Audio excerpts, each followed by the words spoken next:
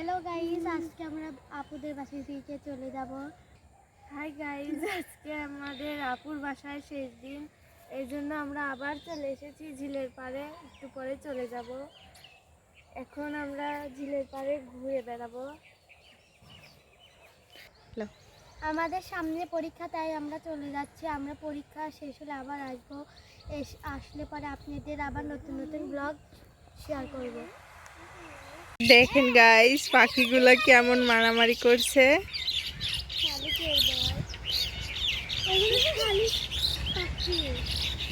তারা কিভাবে মারামারি করছে, আবার রাগ অভিমানও করে। বাবা, মানুষের মতো। আরেকটা কোথায় চলে গেল?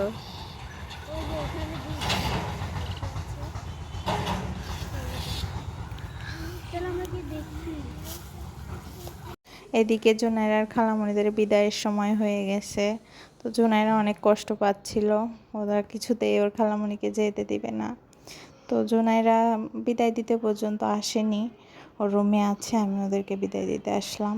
জুনাইরা অনেক কষ্ট পাচ্ছে, তো ওর খালামণিরা চলে যাচ্ছে। আমি বললাম যে আবার এসো, তোমাদের পরীক্ষা শেষ হলে আবার আসবে।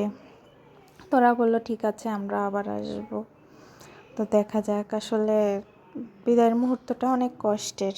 আমরা তারা আসলে অনেক ভালো লাগে, কিন্তু যখন চলে যায় তখন মনটা অনেক খারাপ হয়, কষ্ট হয়।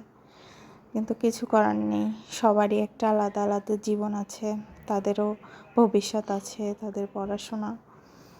এখন যেতেই হবে, কিছু করার নেই। এদিকে জুনাইরাকে রুমে রেখে আসছি, ওদেরকে বিদায় দিলাম, ওরাও চলে গেল। দেখা যাক পরে আবার কবে আসে। আমার মেয়েটা তো অনেক কষ্ট পাচ্ছে। তোদেরকে আমি বাই দিচ্ছি, ওরা চলে যাচ্ছে। এখন রুমের মধ্যে জুনাইরা অভিমান করে সে আসলোই না, ওরা চলে গেল। এদিকে আমিও রুমে আসলাম, এসে জুনাইরাকে বলছিলাম। তো জুনাইরা একটু কষ্ট পেলো, তারপর বলছে যে মা, আমার খালামণি, মামা, শেফা খালামণি সবাই আসলে ওদের সাথে ডান্স করবো। তাই বলছি ঠিক আছে, তারা আসলে তুমি তাদের সাথে ডান্স করো, তাদের পরীক্ষা হয়ে গেলে তারা আবার আসবে, তুমি আর কষ্ট পেও না। তো তখন আমার মেয়ে কিছুটা শান্ত হয়ে বলল ঠিক আছে, আসবো। তো আজকের ভিডিও তার সাথে এভাবে কথা বলতে বলতেই শেষ করলাম।